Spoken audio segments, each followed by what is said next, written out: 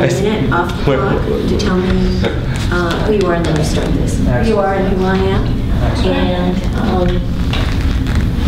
we'll let you get your timer set first. Okay.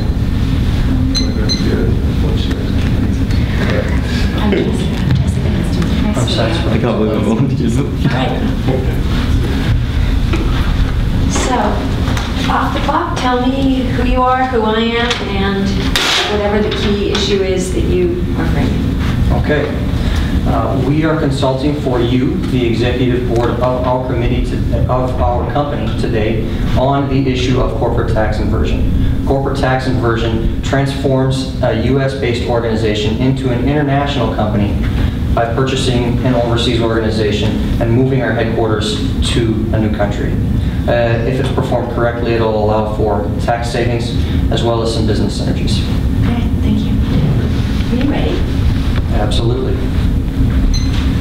In 2014, Medtronic successfully transformed itself into an international corporation by performing a tax inversion. That same year, Walgreens opted against performing a tax inversion because of negative public opinion.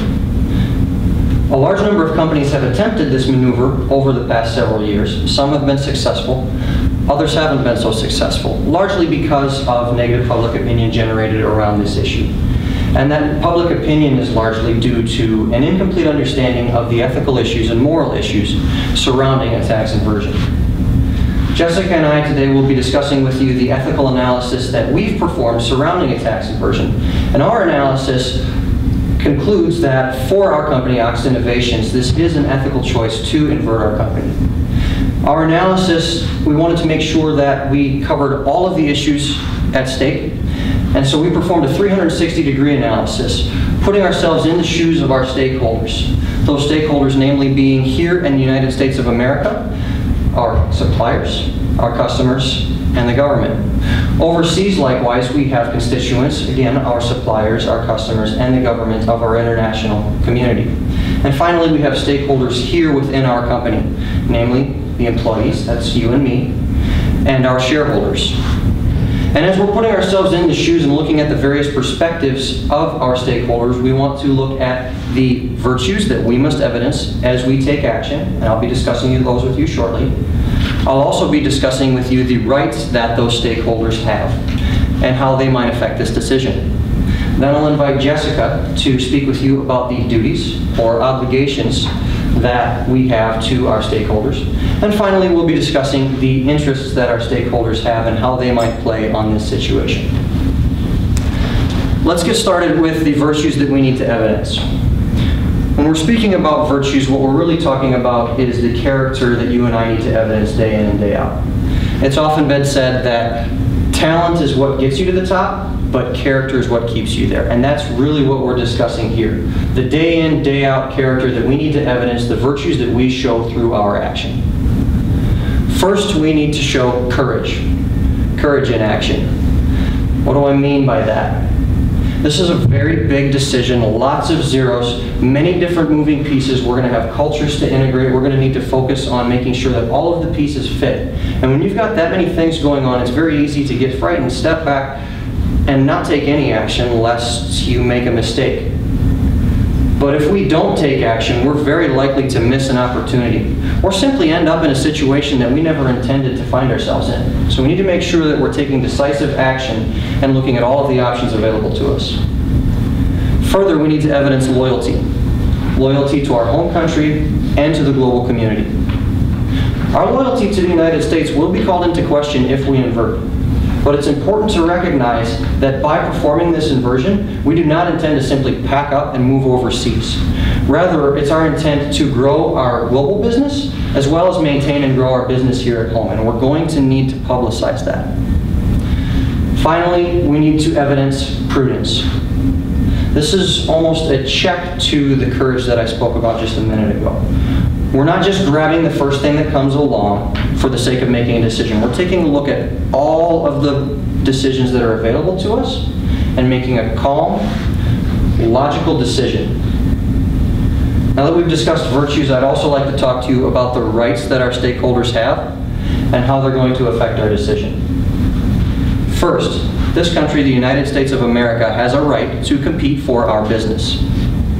Excuse me, that's the global community. This country has a right to see dividends from our success here. By that I mean that we have seen success because of the rule of law and the infrastructure that we've been able to leverage here in the United States.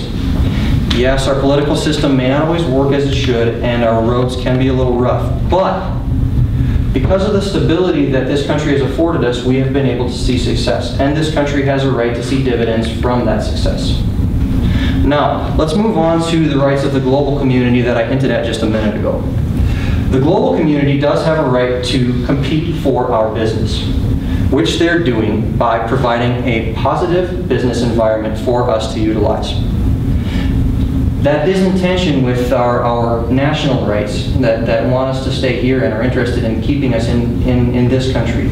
But if we weren't looking at this from a global perspective and allowing for individual countries to compete and incrementally improve on each other's business possibilities, where would we be? I mean, consider the race to the moon.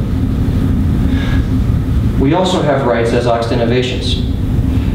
We've seen success overseas. We've worked very hard to build that success. Who better to utilize those funds than our own expert employees and our skilled board of directors? We are in the best position to further our mission. And finally, our shareholders do have rights as well.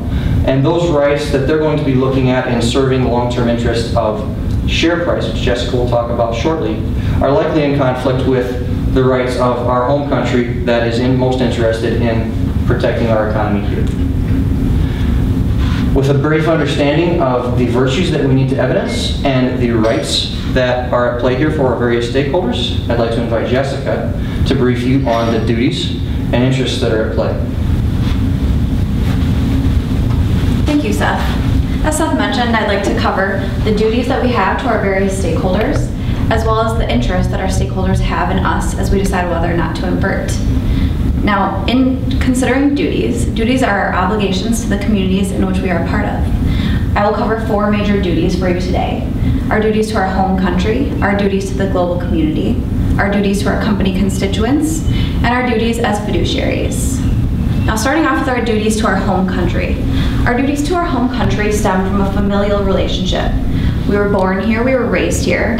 As Seth mentioned, a lot of our company's success is attributable to the stability and infrastructure that we started off with here in the United States. As we go off and find success abroad, we have a duty to return home and share some of that success with where we started. Now, in terms of the duty to the global community, this is something we might not have considered at one point in time. However, in an increasingly globalized world, this is a major consideration for us as we expand abroad. We already have customers abroad, and we have a duty to serve those customers abroad as well as here at home. Now, in terms of our duties to our company constituents, let's start out by talking contractual obligations. From a legal perspective, we have a duty to fulfill our contractual obligations with certain employees, contractors, and suppliers here at home, regardless of whether we invert. Now, we also have a duty to maximize shareholder profit here in the United States. In inverting, this actually might not happen in the short run. We might not fulfill the shareholders' ultimate preferences in the short run because this is a taxable event. Our shareholders will have to pay capital gains tax in the short run, but as I will discuss a little bit later, there are some long-term benefits to our shareholders as a result of inverting.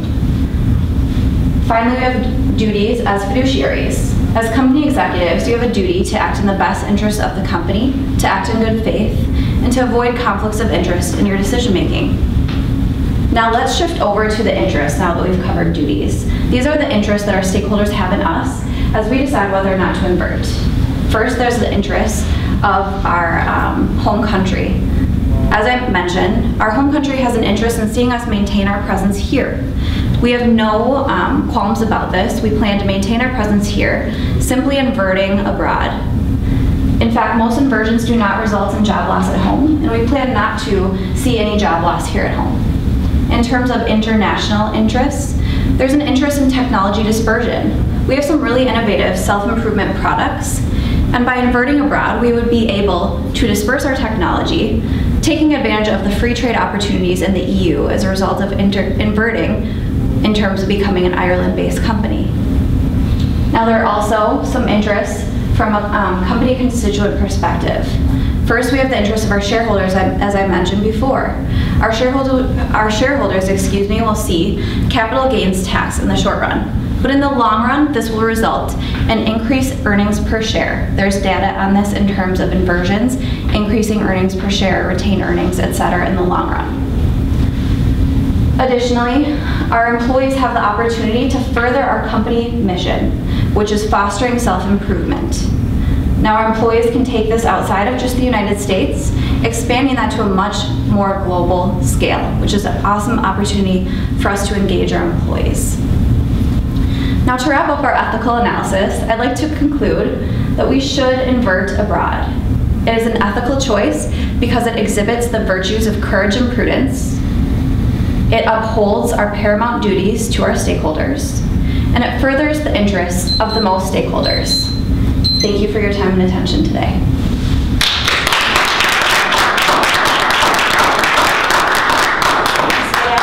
Here, because I think we're done. And we have. I want to hear what they have to say. There is something about having the privilege of hearing 9 groups that one's mind is not always. I'm sorry, I was thinking this happened awfully quickly. Please forgive me. Please sit down. And it's my pleasure, with huge embarrassment, to acknowledge the University of